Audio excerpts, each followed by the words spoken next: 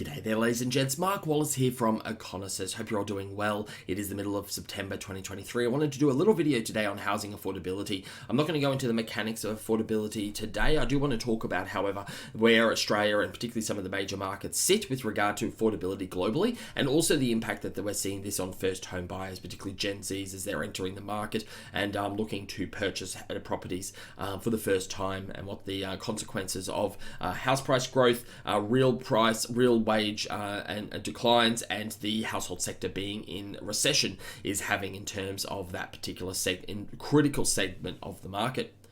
So recently there was some data released by Demographia, a global housing analyst and demographics firm that does an annual housing affordability assessment of global cities, comparing the housing price in the city with the median household income of that city using a concept called median multiples, and uses that to work out where cities sit in terms of their affordability.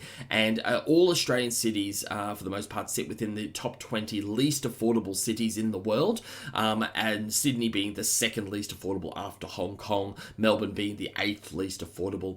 That means in those instances, if affordable houses are something between 3 to 4 times that of household income, when you account in Australia for things like our more controlled healthcare costs, and generally more sustainable infrastructure and transport costs compared to other countries, particularly like the US, and also the value for money food situation. While our food costs are higher, the quality of our food is higher. When you factor in those things, affordable house prices should sit around 3 to 4 times that of median household income. So to put that in Australia, it should be sitting at around $320,000 to $450,000 for a 3 to 4 bedroom house in Australia. Obviously, it's sitting in many markets well in excess of $1 million, meaning the median multiple is closer to 12 times that of median household, making them Australian cities some of the least affordable in the world.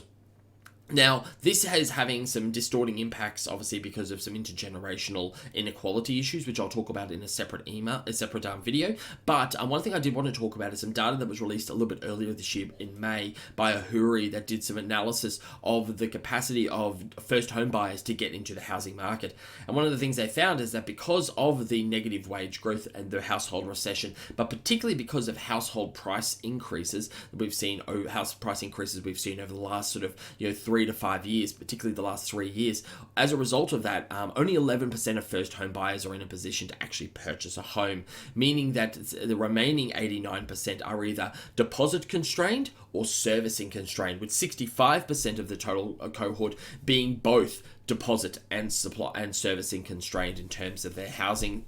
This obviously matches up with some survey analysis that was done in February of this year, which found that more than 40% of first home buyers, or Gen Z in particular, said that they did not expect to ever be able to own a home. And more recent analysis in Sydney that showed that a household income of $225,000 was required to purchase a basic home at 75% of the median house price in that city. And that, of course, represents less than 3% of households within Australia.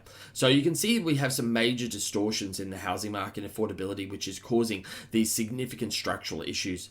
Now, that's obviously flowing through to the rental market because it's forcing more and more households into renting, and obviously rental supplies continue to be significantly constrained, and we're seeing major price gouging by landlords of rentals due to taking advantage of effectively their children, since all of the households that sit within that own housing, 65% of housing is owned by the baby boomer generation, yet 65% of renters are in the millennial and Gen Z generations, and so we see this sort of intergenerational wealth transfer, which I'll talk a little bit about in my next video.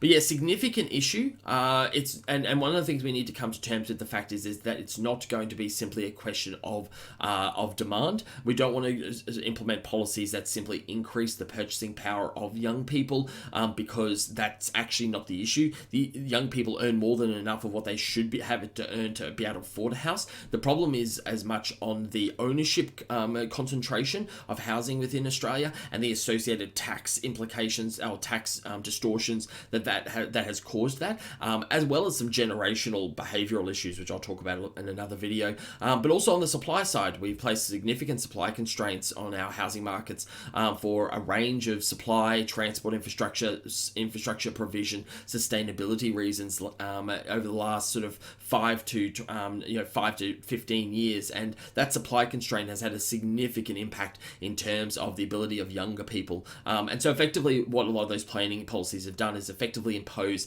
a young person tax on people who are wanting to enter the housing market, yet have also created a windfall gain for older people. And so again, we've seen this intergenerational transfer, but as I said, I'll talk about that in the next video.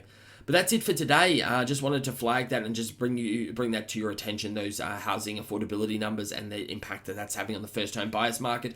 I don't see any significant changes in that until we see wholesale reform of a range of different housing factors, and that will require federal and state government cooperation and concerted efforts to implement those.